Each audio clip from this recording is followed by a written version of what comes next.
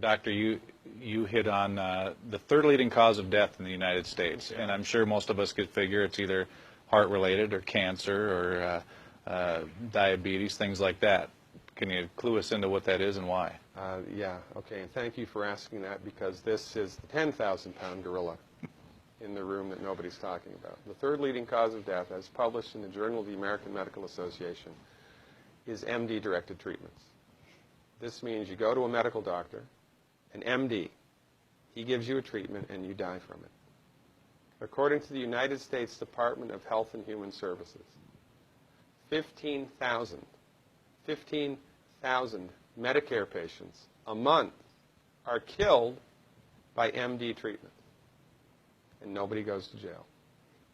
A handful of terrorists fly 2 planes into the Twin Towers.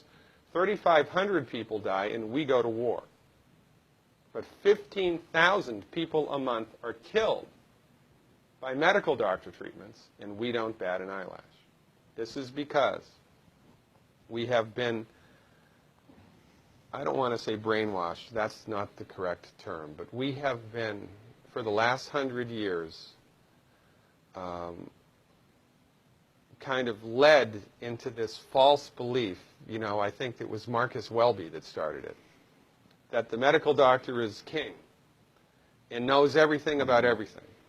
And really, you need to just shut up and follow your medical doctor's advice. Most people in the United States have no idea at all of the history of the evolution of medicine in the United States. In the early 1900s, it was a relatively level playing field between the chiropractors, the osteopaths, the homeopaths, and the MDs. In 1915, 1920, there was something called the Flexner Report. The Carnegie Corporation funded this man named Abraham Flexner. He went all around the country, and he went on stagecoach and train and horseback. This was before the interstate highway system, right? Took Flexner 5 years to do this. He went all around the country and did an inventory of all of the medical schools that prescribed drugs. He brought the list back to the Carnegies, who owned drug companies, and then the Carnegies and the Rockefellers gave millions of dollars of free money to the medical schools and hospitals in the United States that were prescribing drugs. That was the beginning of the end. After the Flexner Report, there was no more level playing field in the United States. And the MDs started a juggernaut that's taken off. Most people in the United States think that the predominant medicine here, MD-directed pharmaceutical medicine, we think that those guys are top dog because their therapeutics are better than the homeopaths or the naturopaths or the chiropractors. It's not.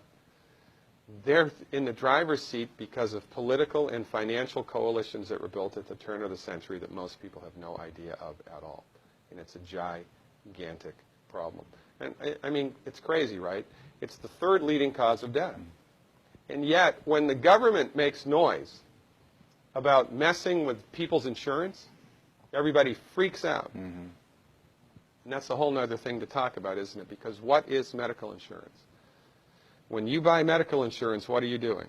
You're betting that you're going to get so sick you will not be able to afford it. Mm-hmm. Right? Yeah. Right. And then, so you pay good money every month to gain access to a system of medicine that's the third leading cause of death in the United States. We need our heads examined, quite frankly. That's why we give, Dr. Wallach and myself collectively, we give 400 free lectures a year. And we're building a grassroots network because people don't know this. I mean, people, I come to my lectures and they look at me and say, couch potatoes live longer? Medical doctors, the third leading cause of death? You know, what's going on here? We're like the people, you know, in Galileo's time saying, hey, everybody, you know, it's the sun that's at the center of the solar system, not the Earth. Well, hey, everybody, the Earth is round, it's not flat. Or, hey, everybody, slavery's a bad thing. Right? This is we have a social agenda here. Why do we have a social agenda? Because people are suffering needlessly. You wouldn't believe, as God is my witness, you would not believe the things that I've seen people recover from in holistic medicine. The body's ability to fix itself is remarkable. And most of the time, all that the body needs to do that is the raw materials that it needs to do that. And we need to stop eating food that's hurting the body. You know, if you put diesel fuel in an unleaded engine, even if it's a brand new Ferrari, it's going to run like crap if it runs at all. There's nothing wrong with the car, it just had the wrong fuel.